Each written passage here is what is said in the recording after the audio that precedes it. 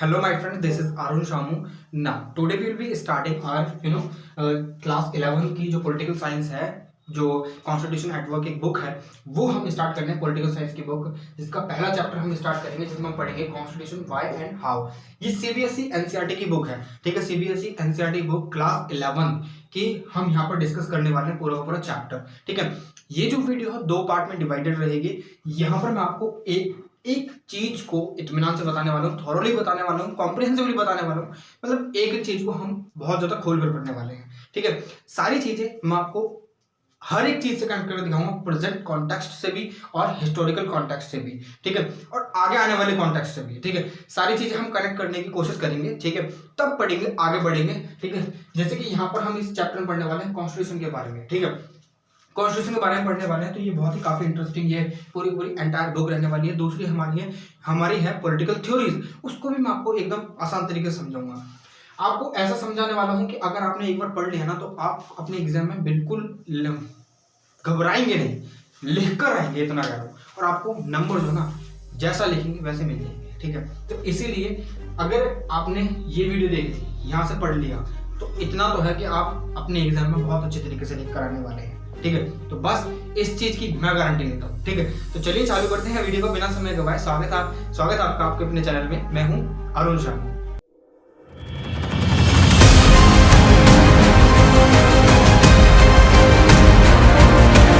तो यहां पर बात करते हैं हम सबसे पहले कॉन्स्टिट्यूशन की अगर हम बात करें ना, you are seeing this particular thing, constitution, ठीक है। हिंदी में हम संविधान बोलते हैं, ठीक है।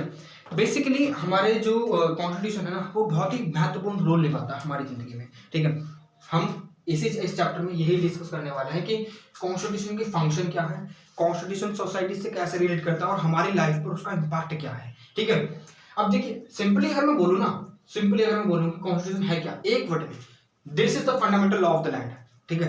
यानी मूल आधार है, ये हमारी इंडिया का एक आधार है, जहां से हर चीज निकल कर आती है, चाहे फिर वो गवर्नमेंट की पावर हो, चाहे फिर वो गवर्नमेंट और स्टेट के बीच में रिलेशन हो, हर चीज यहीं से निकल कर आती है। अगर कोई पर्टिकुलर स्टैट्यूटरी बॉडी यानी विधायक यानी पार्लियामेंट के द्वारा कोई भी एक बॉडी बनाई जाती है, जैसे फाइनेंशियल कमीशन हो गई या फिर नीति आयोग वगैरह भी हो गए ना, वो भी यहीं से पावर लेते हैं, ठीक है। कोई भी एक बॉडी हो, चाहे फिर वो परमानेंट कमीशन ही भी हो, यूपीएससी हो, यूनियन पब्लिक सर्विस कमीशन, तो उनका भी एक कॉन्स्टिट्यूशन होता है ना। मैं आपको कॉन्स्टिट्यूशन की चीजें बताने से पहले एक चीज बताना चाहूंगा कि अगर जो कॉन्स्टिट्यूशन है उसकी जरूरत क्यों होती है हमें, ठीक है, क्यों होती है। मानकर चलिए एक सोसाइटी, एक कम्युनिटी है, देखिए एंशिएंट टाइम में जो है ना, यहाँ पर मैं आपको हिस्ट्री, ज्योग्राफी, पॉलिटिकल साइंस तीनों मर्ज करके पढ़ाने वाला हूँ। यहाँ पर मतलब डायमेंशंस कनेक्ट करूंगा, रहेगी हमारी पॉलिटिकल साइंस ही। मैं ज्यादा ना तो हिस्ट्री पढ़ाऊंगा, ना ज्यादा ज्योग्राफी पढ़ाऊंगा पॉलिटिकल साइंस, ठीक है। कम्युनिटी के बारे में बात करते हैं। पहले कम्युनिटी, हमारी एक कम्युनिटी है जिसमें ऑलमोस्ट 100 मेंबर्स है, ठीक है, 100 मेंबर्स है।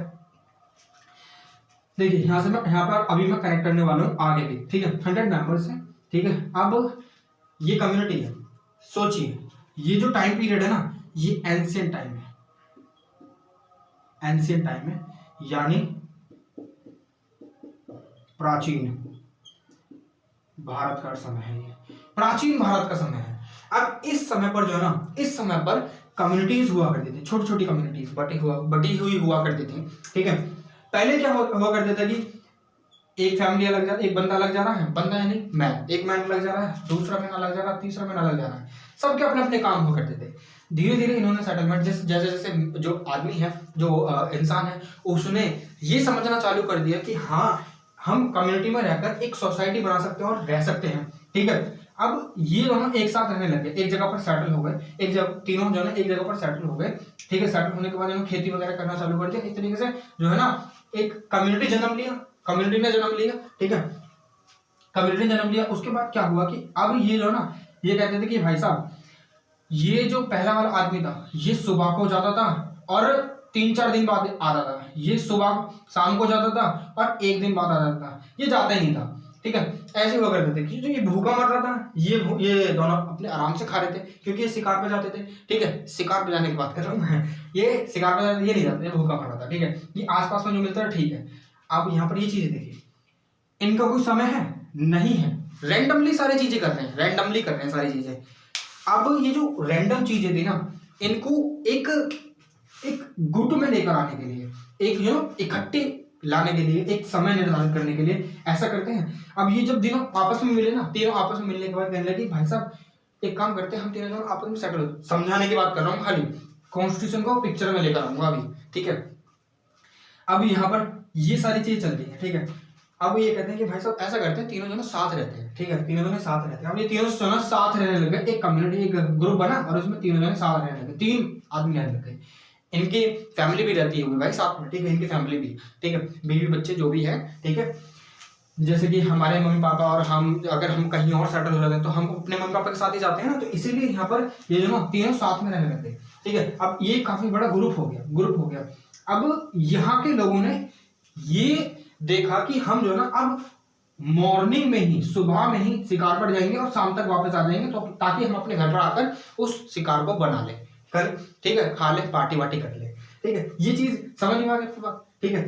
अब यहाँ पर दंगे फसाद बहुत ज्यादा होते, ये तीनों जन आपस में लड़ते थे बहुत ज्यादा कि मैं ऐसा करूंगा, मैं वैसा करूंगा, क्योंकि शिकार जो लेकर आ रहे हैं, अगर मानकर चलिए उसमें जो उसका जो वेट है वो 3 किलो है, तो 3 जन यहाँ पर है ना, तो 1-1 केजी हर किसी के पास आ जाएगा, मगर ऐसा नहीं करते थे। ये कहते थे कि क्या नाम है, मैंने ज्यादा, एक कह रहा है कि मैंने ज्यादा एफर्ट लगाए हैं, दूसरा कह रहा है मैंने ज्यादा एफर्ट लगाए, तीसरा कह रहा है मैंने ज्यादा एफर्ट लगाए हैं। अब एफर्ट किसने लगाए ये बात अलग रही, ठीक है।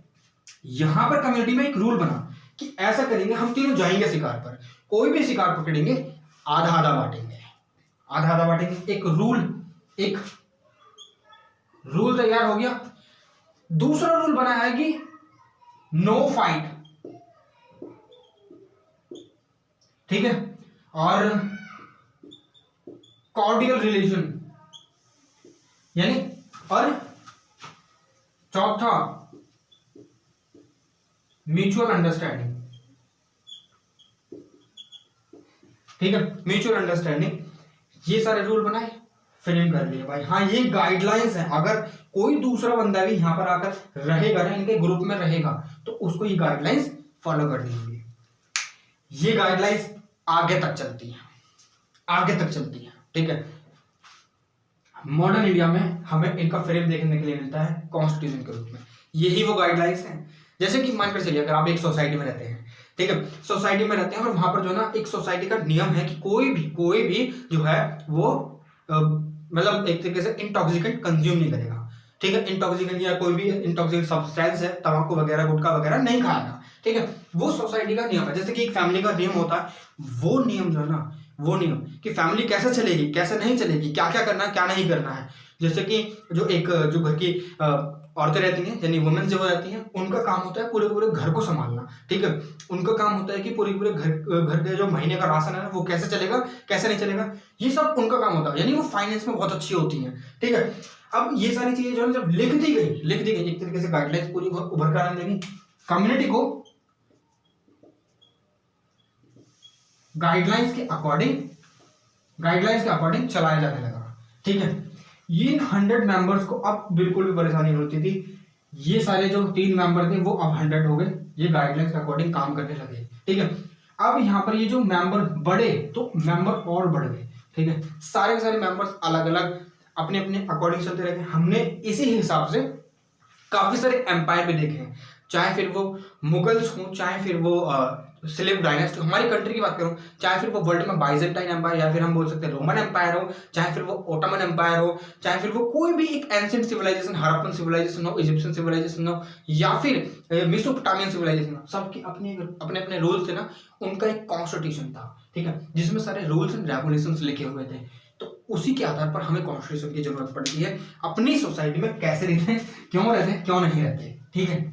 ये बात आपको समझ आ रही है। चलिए, इतना तो खैर समझ में आ ही गया होगा कि कॉन्स्टिट्यूशन ने कहां आकर शेप ले ली, ठीक है, कैसे आया, ठीक है। अब मैं बताता हूं हमारा कॉन्स्टिट्यूशन कैसा आया, ठीक है।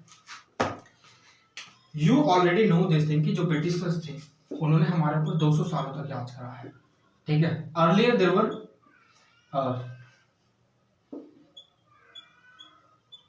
मुगल्स, ठीक है। मुगल्स का रूल हुआ करता था, ठीक है। जो लास्ट रूलर था वो शायद नाम मुझे पता नहीं है, मगर हाँ एक था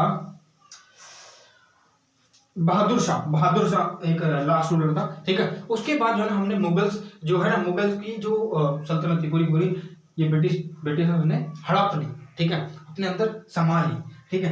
हमने मुगल्स के बाद ये देखे ब्रिटिशर्स आ गए, ठीक है। जब ब्रिटिशर्स अपने आप को क्या पता क्या बोला करते थे, सिविलाइज्ड बोला करते थे पाजी, सिविलाइज्ड यानी सभ्य लोग, ठीक है। हिंदी में लिख दूं, सभ्य लोग बोला करते थे अपने आप को, ठीक है, कि हम भाई सभ्य लोग हैं। जो फर्स्ट वास्को डिगामा, नाम तो सुना होगा, 1498 में वास्को डिगामा जमुरिन यानी कालीकट पर आए थे। वहां पर एक रूलर था जमुरिन।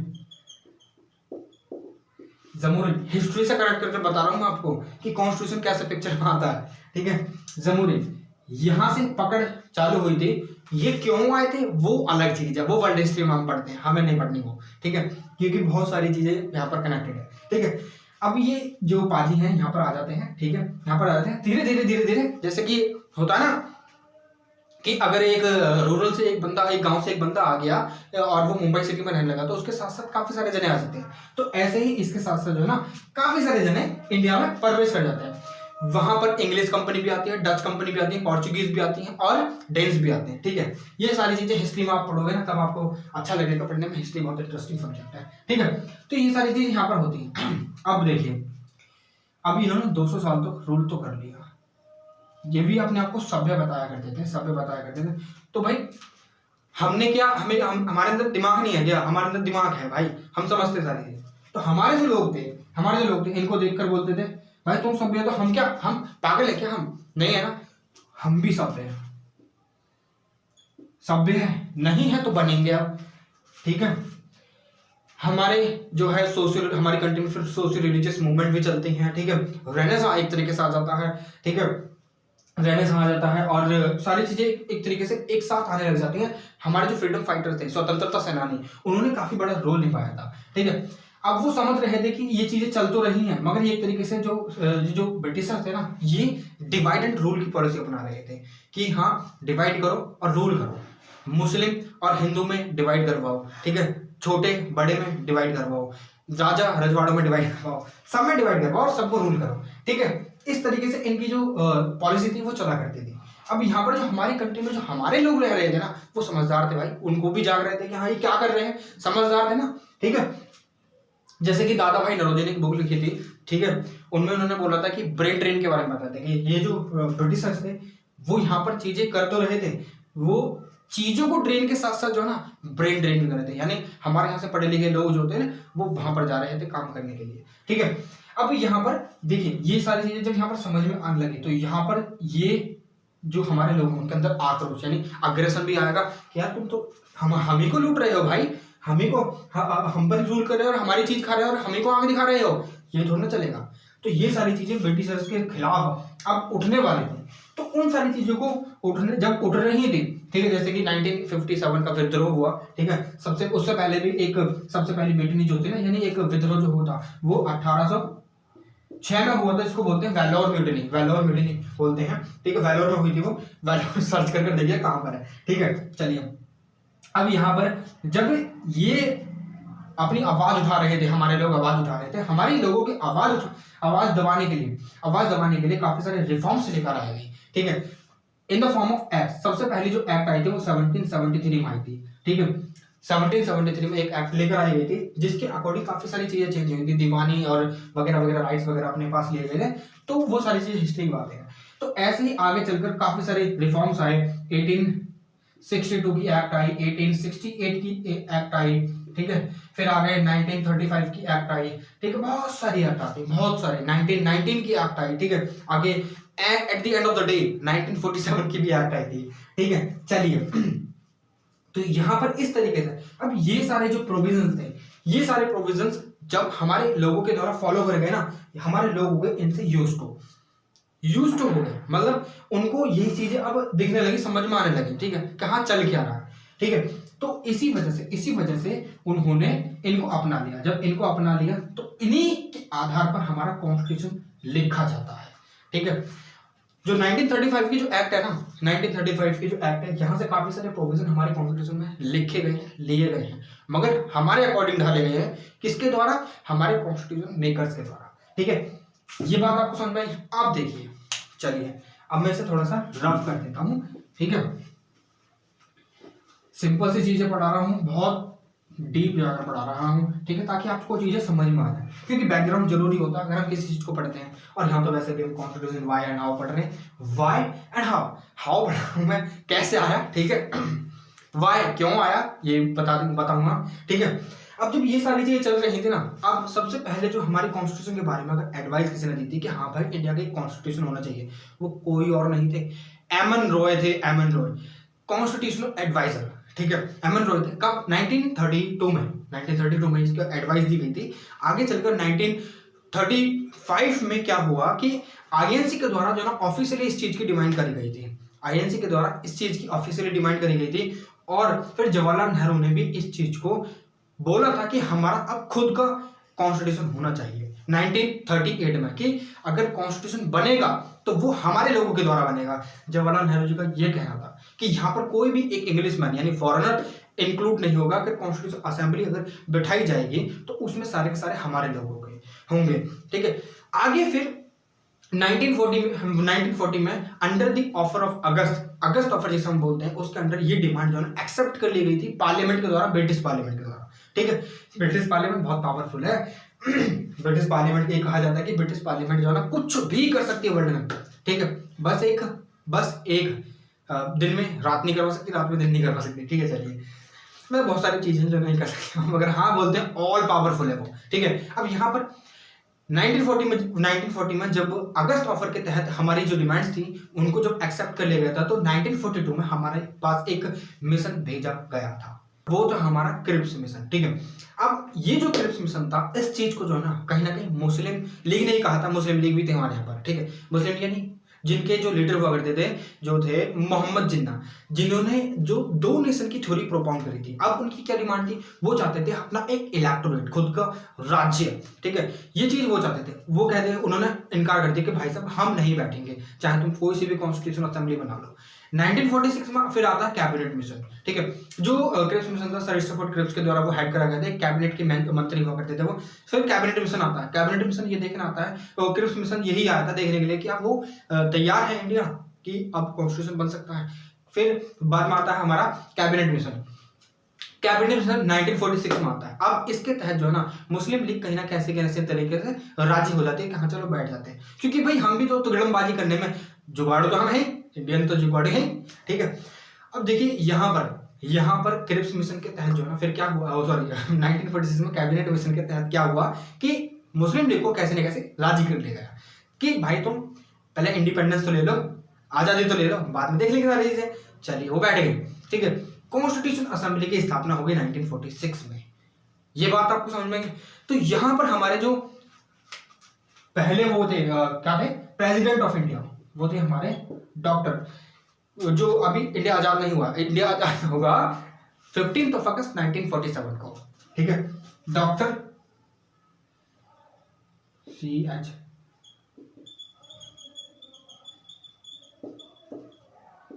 सिन्हा, डॉक्टर सचिदानंद सिन्हा, ये हमारे जो इंडिपेंडेंस अभी नहीं होती तो हमारे जो इंटरिम के प्रेसिडेंट बने थे जब तक इलेक्ट नहीं हुए थे। फिर इलेक्शन के बाद इनके बाद जो हमारे फर्स्ट प्रेसिडेंट बनते हैं ना, वो थे हमारे डॉक्टर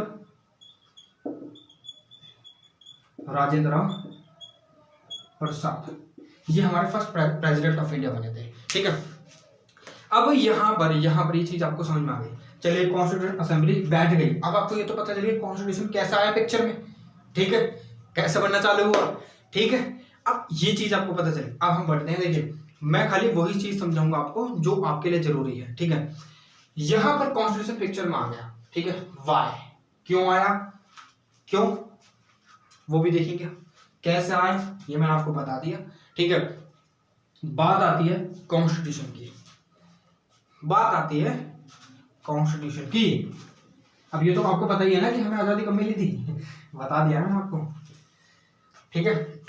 चलिए, आर्टिकल वगैरह आपकी बुक में लिखे नहीं है तो आर्टिकल हम पढ़ेंगे भी नहीं, ठीक है। चलिए, अब यहाँ पर हम बात करते हैं कॉन्स्टिट्यूशन। अब ये कॉन्स्टिट्यूशन व्हाट इज इट, क्या है ये constitution? It is nothing but a fundamental law of the land, ठीक है। Fundamental law of the land, ठीक है, ये है हमारा कॉन्स्टिट्यूशन, ठीक है। यहीं से गवर्नमेंट का सिलेक्शन कैसे हो गया, पावर गवर्नमेंट की और हर एक चीज की जो गवर्नमेंट का ऑर्गन है, ठीक है। रिलेशंस कैसे होंगे किसके बीच में, ये जी गवर्नमेंट है, ठीक है, गवर्नमेंट और सिटीजन, गवर्नमेंट और गवर्नमेंट है, क्योंकि सेंट्रल गवर्नमेंट और स्टेट गवर्नमेंट दो गवर्नमेंट है, 2 टायर गवर्नमेंट है हमारे यहाँ पर, ठीक है। अब तो 3 टायर गवर्नमेंट है, ठीक है। 1992 में और 1991 में जो एक अमेंडमेंट हुए थे, ठीक है, जिसके अंदर म्यूनिसिपैलिटीज और पंचायती राज सिस्टम अडॉप्ट कर लिया गया था, ठीक है। रिलेशन सेंट्रल गवर्नमेंट और गवर्नमेंट के बीच में इंटरनेशनल लेवल पर रिलेशन किस प्रकार के होंगे, ये चीज भी किस में लिखी है, fundamental law of the land में, यानी कॉन्स्टिट्यूशन में, इसलिए जरूरत है। अब सोसाइटी कैसे चलती है ये बात मैं आपको पहले ही बता सकता हूँ, ठीक है। सोसाइटी पे इम्पैक्ट कैसे डालता है, जो हमारे फंडामेंटल राइट्स है ना, और DPSPs बताऊंगा मैं आपको आगे वीडियो में, ठीक है। DPSPs और फंडामेंटल ड्यूटीज ये एक प्रोफाउंडेड इम्पैक्ट क्रिएट करती हैं, यानी गंभीर इम्पैक्ट डालती हैं हमारी सोसाइटी पर। फंडामेंटल राइट्स ये बताते हैं कि भाई तुम्हारे राइट्स कौन से हैं, जब तुम्हारे राइट्स है ना तो तुम दूसरे के राइट्स का उल्लंघन मत करो, एक तरीके से हार्मनी स्टैब्लिश करते हैं ये, ठीक है। अगर उल्लंघन होता है तो सुप्रीम कोर्ट के पास जाओ, ठीक है। DPSP ये करते हैं कि जो पॉलिटिकल पार्टीज है उनके पास में तो कुछ रहने देखिए, DPSP को जो है ना, DPSP में कुछ ऐसे प्रिंसिपल्स लिखे हुए हैं, ठीक है, जो at the time of framing our constitution उस समय पर ये इंप्लीमेंट नहीं करने देते, इनको अनजस्ट बनाया। अगर इनको उल्लंघन होगा तो हम जो है ना सुप्रीम कोर्ट के पास नहीं जा सकते। अब सुप्रीम कोर्ट क्या है, सुप्रीम कोर्ट जो है ना हमारे फंडामेंटल राइट्स का गारंटर है, प्रोटेक्टर है, ठीक है। और जो कॉन्स्टिट्यूशन है वो भी गारंटर है, क्योंकि कॉन्स्टिट्यूशन में हमारे फंडामेंटल राइट्स लिखे हैं। फंडामेंटल ड्यूटीज वो हैं जब आपको आपके कुछ फंडामेंटल राइट्स हैं तो आपकी जो फंडामेंटल ड्यूटीज बनती है, अगर आपके कुछ राइट्स आपको दिए जा रहे हैं ना तो आपकी फिर वहां पर एक अलेजियंस, एक ईमानदारी आपकी ये बनती है कि आप कुछ ड्यूटीज ऐसी हैं जिनको आप कंट्री के प्रति निभाओ, ठीक है। तो ये सारी चीजें जब चलेंगी तो सोसाइटी में एक तरीके से हार्मनी क्रिएट होगी ना, ठीक है। ये चीज आपको यहाँ पर पता रहनी चाहिए। अब बढ़ते हैं आपकी बुक के अकॉर्डिंग, ठीक है। यहाँ पर मैंने आपका बेस बना दिया है, ठीक है। समझा, देखिए मैं तो आपको उस तरीके से समझा रहा हूँ जिस तरीके से कभी मुझे नहीं समझाया गया, ठीक है। चलिए, बस हाँ इतना है कि ये जो क्लास है ना बहुत बढ़िया रहने वाली है। पढ़ते कैसे हैं, सबसे पहला टॉपिक आपकी बुक में, why do we need constitution. इसमें क्या लिखा है, क्यों है कॉन्स्टिट्यूशन जरूरी, क्यों है कॉन्स्टिट्यूशन जरूरी, ताकि हमारे जो ये जो मैंने आपको बताए थे, गवर्नमेंट के पास पावर कितनी जानी चाहिए, रिलेशंस किस प्रकार होने चाहिए, ठीक है, लिमिटेशंस कहाँ कहाँ पर है, ठीक है, क्यों है लिमिटेशंस, ठीक है, वाई है लिमिटेशंस, ठीक है, और आपके जो सिटीजन्स हैं उनकी क्या क्या राइट्स हैं, क्या क्या नहीं है, वो सारी चीजें किसमें लिखी है। एक तरीके से पूरी कंट्री को गवर्न करने के लिए, प्रशासन चलाने के लिए कॉन्स्टिट्यूशन की जरूरत पड़ती है, ठीक है। अब देखिए आपकी बुक में जो है ना एक टॉपिक लिखा है, constitution allow coordination and assurance. इसमें लिखा है कोऑर्डिनेशन एंड अश्योरेंस, आश्वासन और कोऑर्डिनेशन क्या बोलते हैं, एक तरीके से एक साथ मिलजुल कर चलना, ठीक है। मगर ये सारी चीजें जब आप पढ़ोगे ना, ये सारी चीजें, ये जो पेज है सेकंड, ठीक है, ये पढ़ोगे, इसके बाद आप इस पाओगे, देखिए मैं पूरा समझा दूंगा वैसे तो इसे, इसके बाद आप इस पाओगे, the first function of the constitution is to provide a set of basic rules. यहां समझ लोगे ना, ये वाली लाइन अगर आप पूरी पढ़ लोगे, ये वाली लाइन अगर आप पूरी पढ़ लोगे ना, पूरा पढ़ लिया आपने, ये it is called a summary, एक समरी है ये, ठीक है। Basic rule that allow for minimal coordination amongst members of a society, ठीक है।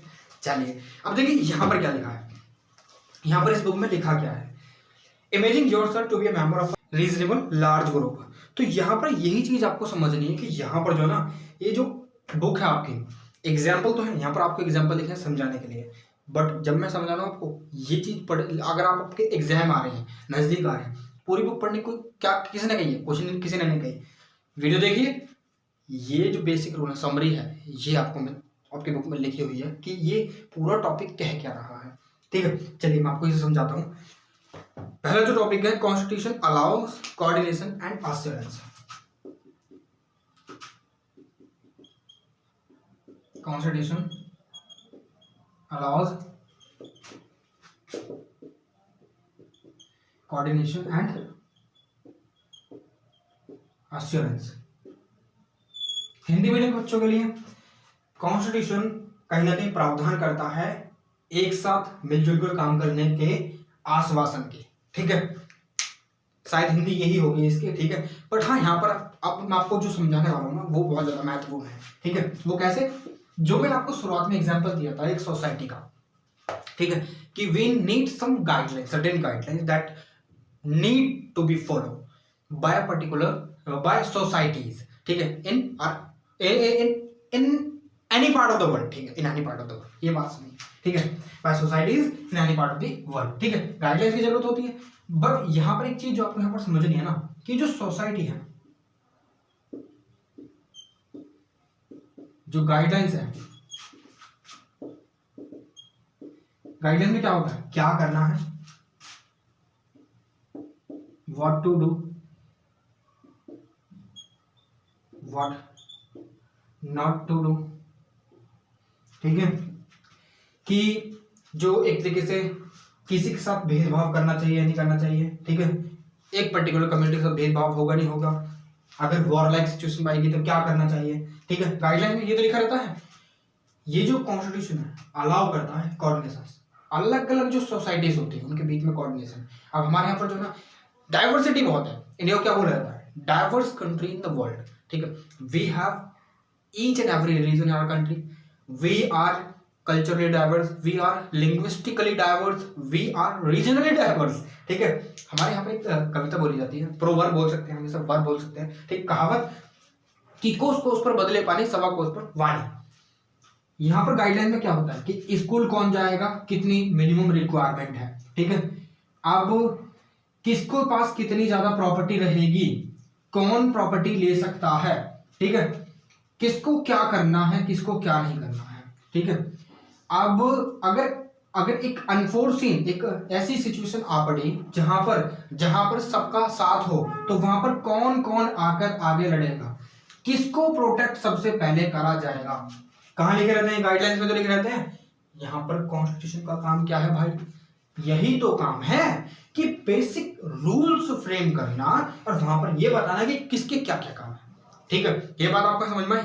तो यहां पर भी आपकी बुक में यही लिखे हैं कि क्या होना चाहिए, डिस्क्रिमिनेशन, प्रोहिबिशन वगैरह बहुत सारी चीजें हैं। ठीक है, अब हमें नीड क्यों पड़ जाती है बेसिक रूल्स की, बेसिक रूल की क्यों नीड पड़ रही है। देखिए आपकी बुक में क्या है, one may say that perhaps member of this group can live together if they can agree on some basic rules. क्योंकि किसी के लिए नहीं, अगर ये गाइडलाइंस नहीं होगी तो कोई चाहेगा कि हम जो ना रात को ना सोए।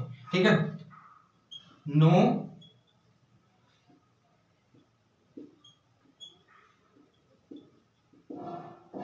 Eight night, no sleeping at night. ठीक है, कोई चाहेगा कि हम डे में ना सोएं। ठीक है, सबके अलग अलग एक्सप्रेशन है, मगर अब ये गाइडलाइन बनेंगे तो सबको यही चीज फॉलो करनी पड़ेगी, तो कोऑर्डिनेशन हो जाएगा ना।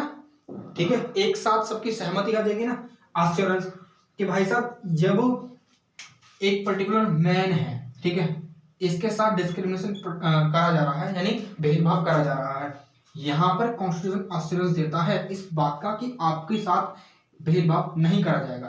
अगर आपको कहीं भी प्रॉपर्टी खरीदनी है, रहना है, घूमना है, यानी कहीं पर भी जाकर रहो, कुछ भी करो, वो कॉन्स्टिट्यूशन एश्योरेंस देता है। इसका आश्वासन कौन देता है, कॉन्स्टिट्यूशन देता है। तो यहाँ पर गाइडलाइंस और कॉन्स्टिट्यूशन ऑलमोस्ट सेम ही काम करते हैं। You got it. ठीक है, इसीलिए हमें इन चीजों की बहुत ज्यादा जरूरत पड़ती है, बेसिक रूल्स की। ठीक है, आपकी बुक में जो हिसाब किताब लिखा वो ठीक है, यहाँ पर ये समझिए आप। ठीक है, बहुत ही सिंपल तरीके से मैं आपको समझा रहा हूँ, बहुत ही सिंपल तरीके से। इसीलिए हमें कॉन्स्टिट्यूशन की जरूरत पड़ती है। कॉन्स्टिट्यूशन अलाउ करता है कोऑर्डिनेशन और एश्योरेंस। ठीक है, ये आपका ये वाला टॉपिक, ये वाला ये, ठीक है, खत्म।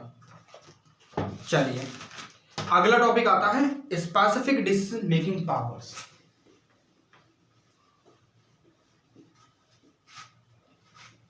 Specific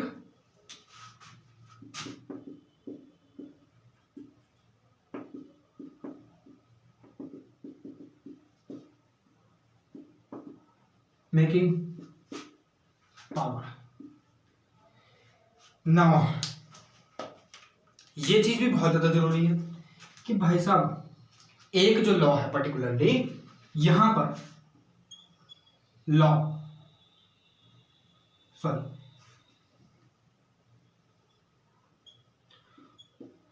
who will frame laws and who will decide, कौन डिसाइड करेगा और कौन कानून बनाएगा, ये सारी चीजें बहुत ज्यादा जरूरी होती हैं। तो यहां पर सेकंड काम यही है कि जो second function of the constitution is to specify who has the power to make decision in a society, it decides how the government will be constituted. ठीक है, तो यहां पर यही सारी चीजें लिखी हुई हैं कि कौन बनाएगा भाई साहब, लॉ कौन बनाएगा और कौन डिसाइड करेगा क्या सही है क्या गलत है। जैसे कि कम्युनिटीज में एक मुखिया होता है ना, हमारे घर में जो है हमारे मम्मी पापा होते हैं वो मुखिया होते हैं। ठीक है, बेसिकली चलती तो घर में मम्मी की है। ठीक है, और जो काम करते हैं वो पापा करते हैं, अर्निंग जो लेकर आते हैं पापा लेकर आते हैं। ठीक है, वो सारी चीजें अलग है। वहां पर जो डिसीजन मेकिंग पावर है वो किसकी रहेगी, ऑब्वियसली हमारे घर में मम्मी की रहती है। और एक बात कहें तो सबकी सहमति जताई जाती है, फिर एक तरीके से वोटिंग करी जाती है। ठीक है, किस जिसकी ज्यादा वोट वो उसके वो डिसीजन देगा और वो लॉ बनाएगा। तो हमारे यहाँ पर जैसे कम्युनिटी में गाइडलाइंस बनाई जाती हैं तो सबकी जो एस्पिरेशंस है उनको ध्यान में रखने के बाद गाइडलाइंस तैयार करी जाती हैं। ऐसे ही हमारा कॉन्स्टिट्यूशन तैयार हुआ हमारे कॉन्स्टिट्यूशन मेकर्स के द्वारा। ठीक है, यहाँ पर लॉ बनाने की पावर हमारे जो इंडिया में पार्लियामेंट के पास है, ये बनाएगी लॉ। स्टेट में स्टेट लेजिस्लेचर के पास है। ठीक है, ये बात आपको यहाँ पर समझनी होगी। ठीक है, अब देखिए ये चीज मैं आपको समझा देता हूं कि अगर मान लीजिए x और y दो पर्सन है, x कहता है कि मेरे को रूल a पसंद है, y कहता है मेरे को रूल जो है b पसंद है।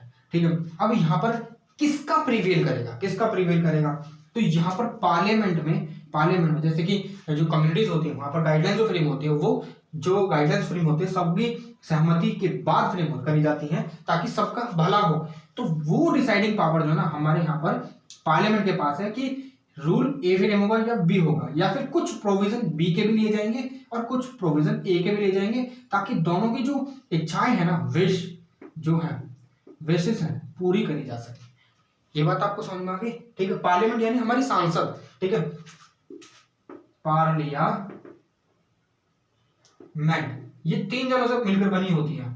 ठीक है, एक तो प्रेसिडेंट, दूसरी हमारी लोकसभा, तीसरी हमारी राज्यसभा। ठीक है, ये बात आपको यहाँ पर ध्यान में रखनी होगी। ठीक है, आप 11th क्लास के स्टूडेंट हैं तो आपके पास इतनी तो जानकारी रहनी चाहिए। ठीक है, ये हक बनता है आपका। ठीक है, कि डिसीजन मेकिंग पावर किसकी होगी।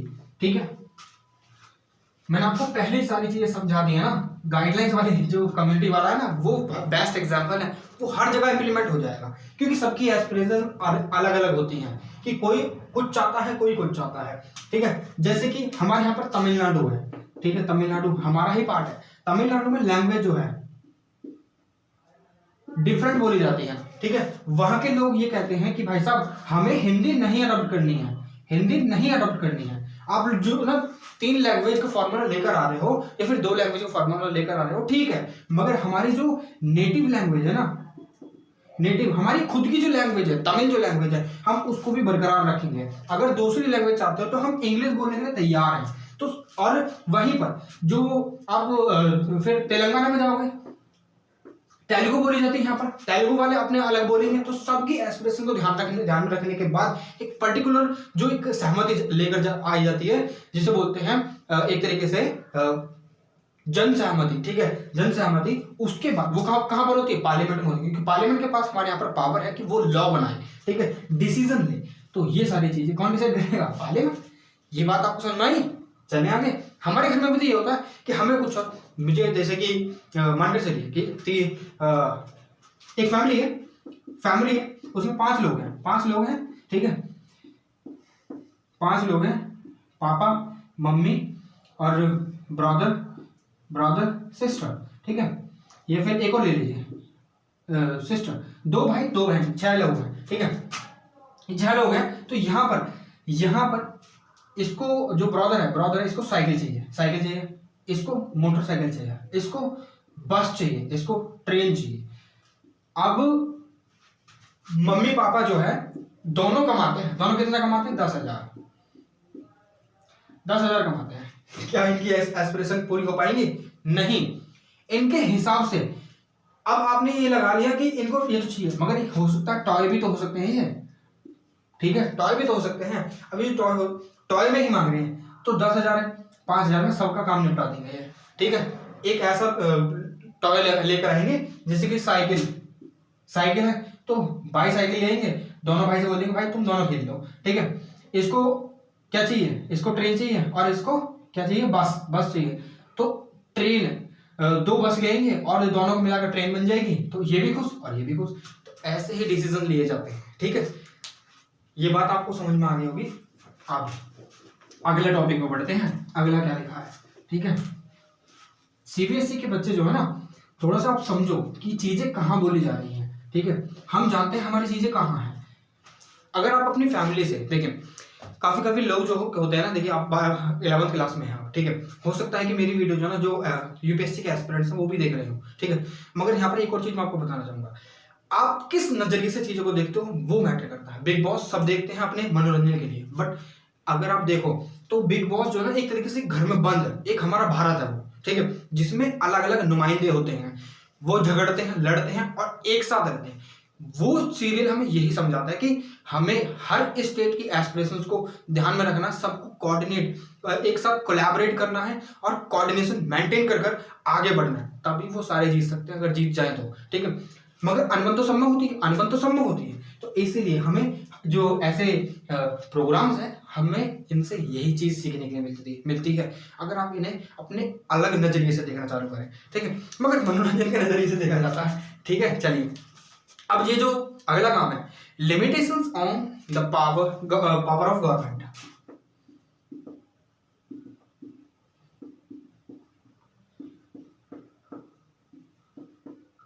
पावर ऑफ गवर्नमेंट, ये महत्वपूर्ण है। नाउ अब देखिए, एक पर्टिकुलर गवर्नमेंट है, we voted for a particular government, ठीक है। हमने एक गवर्नमेंट को इलेक्ट कर लिया। आप जानते हो, आप अभी 17 साल के हो गए, 18 साल के हो गए, 19 साल के हो गए, मे बी जो तैयारी कर रहे हैं तो वो आगे भी हो सकते हैं, ठीक है, और भी उनकी एज हो सकती है। बट यहाँ पर आपको ये चीज समझनी होगी कि यहाँ पर हम अपने नुमाइंदे चुनते हैं, रिप्रेजेंटेटिव चुनते हैं, प्रतिनिधि चुनते हैं, ठीक है। हिंदी बोलते हैं प्रतिनिधि, रिप्रेजेंटेटिव को, ठीक है। प्रतिनिधि चुनते हैं बाय वोटिंग, ठीक है। अब वो तो हमने चुन ली है, ठीक है, वो हमारे बिहाफ पर पार्लियामेंट में जाकर बैठते हैं, ठीक है, हमारे बिहाफ पर पार्लियामेंट में जाकर बैठते हैं, एमपी की तरह, मेंबर ऑफ पार्लियामेंट, ठीक है, बोलते हैं उन्हें। सांसद बोलते हैं हिंदी में, संसद अलग है, सांसद अलग है। सांसद यानी मेंबर ऑफ पार्लियामेंट, संसद यानी पार्लियामेंट, ठीक है। अब यहां पर वो क्या करेंगे, लॉ बनाएंगे। हमने देख लिया लॉ कौन बनाएगा, पार्लियामेंट बना लिया, ठीक है। अब भाई एब्सोल्यूट तो है नहीं सारी चीजें, क्योंकि हमारा कॉन्स्टिट्यूशन सुप्रीम है, यहाँ पर कॉन्स्टिट्यूशन सुप्रीम है, ठीक है। यहाँ पर सारी पावर जितनी भी निकल कर आ रही है कॉन्स्टिट्यूशन से लेकर आ रही है, चाहे फिर वो गवर्नमेंट की हो, चाहे फिर वो सिटीजन्स की हो, चाहे फिर वो किसी भी चीज की हो, सब कॉन्स्टिट्यूशन में लिखा हुआ कैसे क्या करना है, ठीक है। लॉ है, लॉ बना रहे, लॉ किसके अनुसार बनाएंगे, इसके द्वारा। काफी सारी कंट्री ऐसी हैं जहां पर लॉ कुछ भी बनाया जा सकता है, यानी एब्सोल्यूट पावर दे रखी है। जैसे कि ब्रिटिश की पार्लियामेंट यानी यूनाइटेड किंगडम की जो पार्लियामेंट है, वो उसके पास एब्सोल्यूट पावर है, वो किसी भी तरीके का लॉ फ्रेम कर सकती है, ठीक है। मगर यहाँ पर ये लॉ ऐसा बनाए कि आप लोग जो ना, आप लोग जब तक पूरे शरीर को ढक नहीं लेंगे तब तक आप घर से बाहर नहीं निकल सकते। घर से बाहर नहीं निकल सकते। या फिर छोड़िए, ये सारी चीजें छोड़िए, आप ये समझो कि इन्होंने एक ऐसा लॉ बनाया है कि सबकी जो मिनिमम सैलरी है ना वो 1,000 रुपये होगी, 1,000 रुपये होगी, या एक पर्टिकुलर जो टाइप का चश्मा है या फिर आप बोल सकते कपड़ा है वो नहीं पहन सकते आप, ठीक है। या फिर ऐसा हो रहा है कि जो ब्लैक लोग हैं वो घर से बाहर नहीं निकलेंगे। जब लोग गोरे लोग निकलेंगे तब वो ब्लैक घर में रहेंगे, जब ब्लैक बाहर निकलेंगे तब गोरे घर में रहेंगे, ऐसा लोग लेकर आते हैं। तो ये कहीं ना कहीं एक तरीके से आर्बिट्रीनेस है ना, मनमाने ढंग से लॉ बना रहे हैं। नहीं, इनके पास एब्सोल्यूट पावर नहीं है, ये कॉन्स्टिट्यूशन के हिसाब से लॉ बनाएंगे।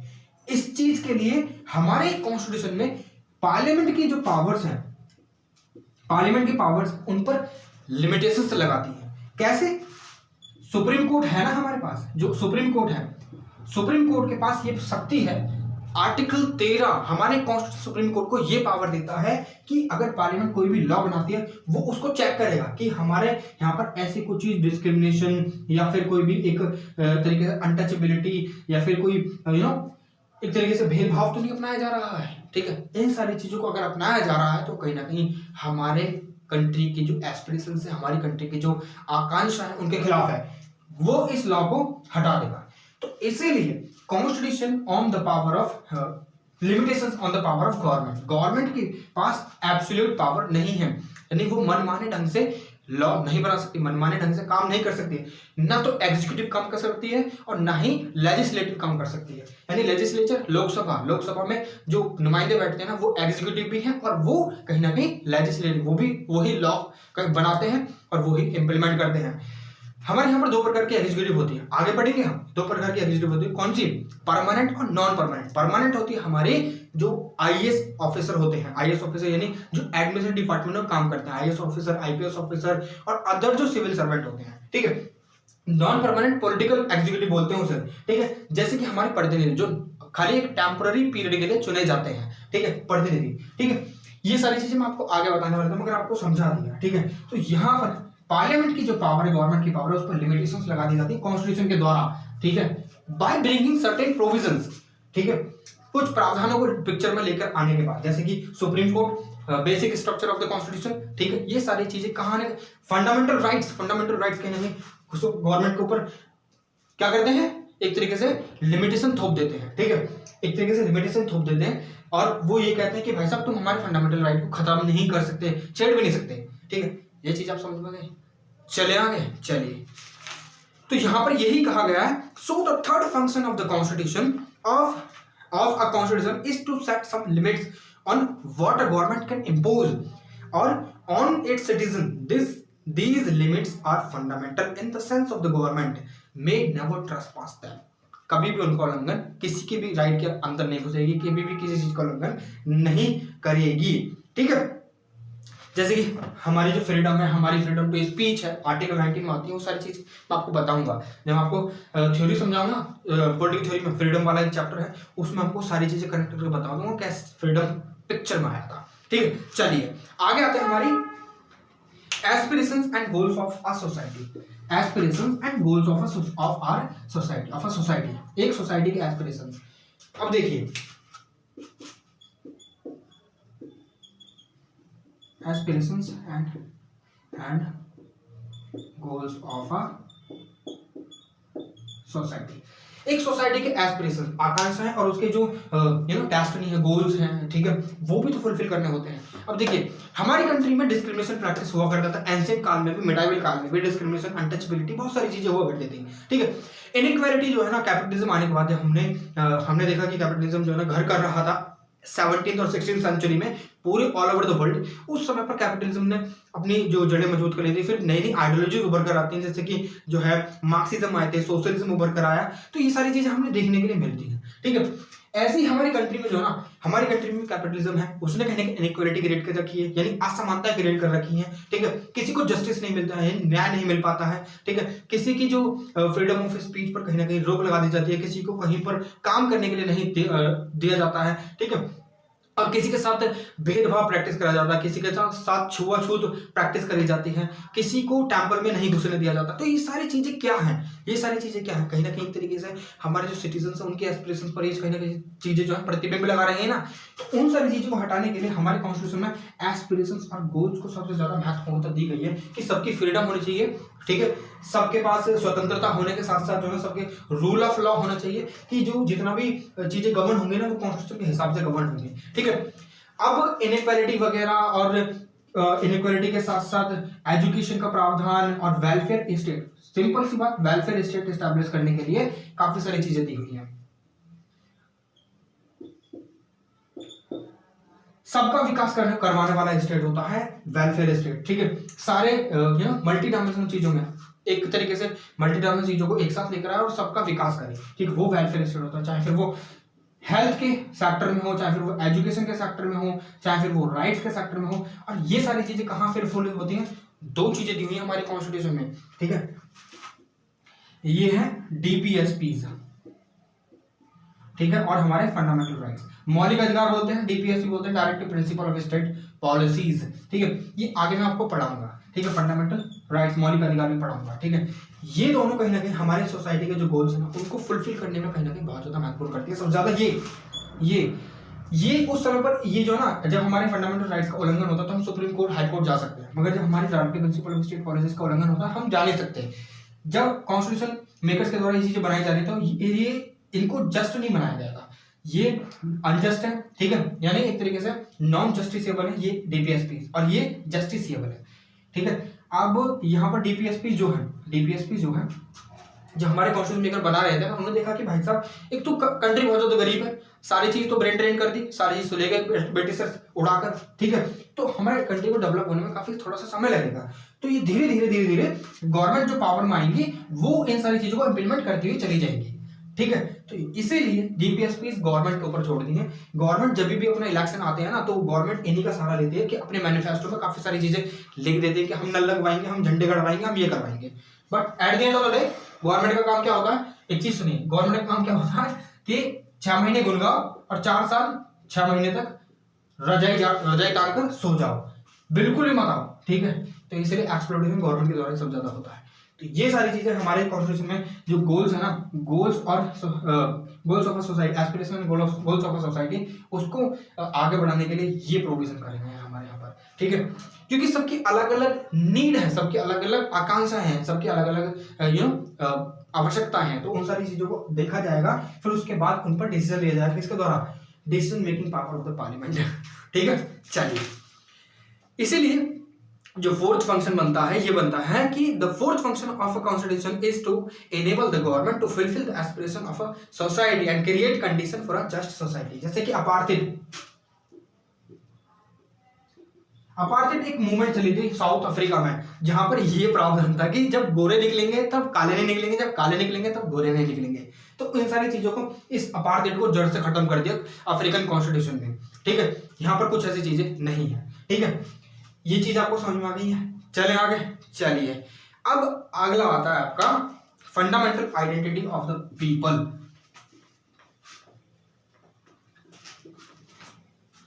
फंडामेंटल आइडेंटिटी, देखिए पहली चीज कि कॉन्स्टिट्यूशन हमें जो है ना हमारी पॉलिटिकल आइडेंटिटी देता है।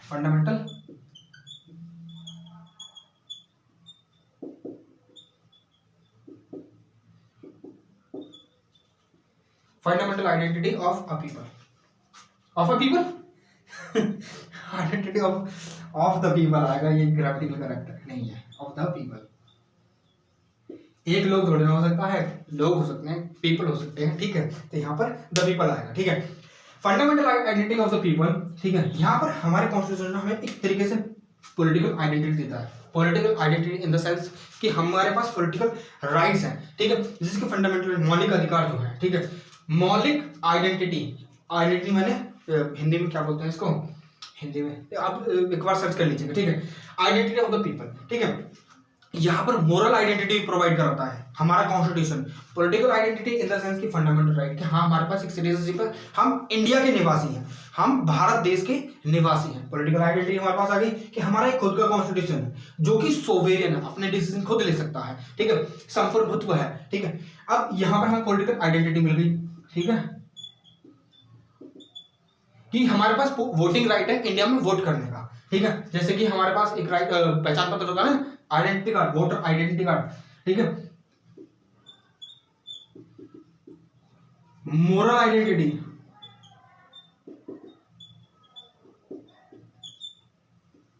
और वैल्यूज को फुलफिल करता है हमारा कॉन्स्टिट्यूशन। ठीक है, ये चीज आपको यहाँ पर पता रहनी चाहिए। ठीक है, कि यहाँ पर जो है फंडामेंटल वैल्यूज भी हैं, ठीक है, जिसमें कभी भी ट्रेसपास नहीं करा जाता। मोरल आइडेंटिटी ये होती है कि हमारे कुछ फंडामेंटल राइट्स हैं, ठीक है, हमारी कुछ मोरल वैल्यूज हैं जिनको कभी भी ट्रेसपास नहीं करा जाएगा। ठीक है, वो कहाँ लिखी है, सारी सारी हमारे कॉन्स्टिट्यूशन में लिखी है। ठीक है, मोरल वैल्यूज जितनी भी है। ठीक है, moral identity, values in the sense कि यहाँ पर एक बात समझिए, जैसे कि लिबर्टी, इक्वालिटी, फर्टर्निटी, ये सारी वैल्यूज ही तो हैं। ठीक है, इनको प्रधानता कहां पर मिलती है, हमारे कॉन्स्टिट्यूशन के अंडर मिलती है। जब हम प्रेमर पढ़ते हैं ना, we the people of India having solemnly constitute India sovereign, socially democratic and secular republic. ठीक है, ये सारी चीजें हमारे कॉन्स्टिट्यूशन में लिखी है, मैं आपको प्रेमर भी पढ़ाऊंगा। ठीक है, टेंशन मत लीजिए। तो यहाँ पर ये सारी चीजें जब लिखी है, ये सारी चीजें हमें याद होनी चाहिए। ठीक है, अब जैसे कि जर्मनी में मान लीजिए एक पर्टिकुलर स्टेट है, जर्मनी में रहने के लिए जो ना आपको जर्मन आनी चाहिए। ठीक है, लैंग्वेज वहाँ की जो कहीं ना कहीं प्रीडोमिनेंटली उनकी एक पहली चीज प्रायोरिटी है कि आपको जर्मनी आनी चाहिए। ठीक है, जर्मन लैंग्वेज आनी चाहिए, तब आप वहां पर रह सकते हो। वो आइडेंटिटी है उनकी। ठीक है, हमारी एक ऐसी आइडेंटिटी है, no we do not have. हमारे पास सिंगल सिटीजनशिप का कॉन्सेप्ट है। ठीक है, और क्योंकि हम भाईचारा बढ़ाना चाहते हैं, फ्रेटर्निटी बढ़ाना चाहते हैं। ठीक है, और हमारे यहाँ पर ऐसी कोई भी चीज नहीं, एक इथनिक पर्टिकुलर आइडेंटिटी हमारे पास है ही नहीं। ठीक है, क्योंकि हमारी जो है मल्टी रिलीजियस कंट्री है, डाइवर्सिटी हमारे अंदर, रिलीज के टर्म्स में भी, लैंग्वेज के टर्म्स में भी, रीजनली भी। ठीक है, तो इसीलिए हमारे पास कुछ भी ऐसी चीज नहीं है। और ये पूरा का पूरा टॉपिक जो है आपका कवर हो चुका है। Why do we need a constitution, इसलिए हमें कॉन्स्टिट्यूशन की जरूरत पड़ती है। ठीक है, आपको ये सारी चीजें समझ में आ गई होंगी। तो अभी तो फिलहाल के लिए देखिए यही रुक जाते हैं। ठीक है, आगे बढ़ेंगे। आपका जो अगला टॉपिक है, ठीक है, कौन सा है, ये है at the authority of a constitution, authority of a constitution. ठीक है, कॉन्स्टिट्यूशन की क्या अथॉरिटी हो सकती है। ठीक है, तो वो सारी चीजें हम हमारे नेक्स्ट वीडियो में देखेंगे। ठीक है, आपको क्या करना है, बस कुछ नहीं करना, आपको वीडियो को लाइक करना, चैनल को सब्सक्राइब करना, अपने दोस्तों के साथ भी शेयर कर दीजिए, सो दैट कि उनको भी पता लगे कि पॉलिटिक्स अब इस तरीके से भी पढ़ाई जाती है। ठीक है, चलिए मिलते हैं आपसे एक और नई वीडियो में, एक और इन्फॉर्मेशन के साथ। तब तक मैं आपसे विदा लेना चाहूंगा। जय हिंद।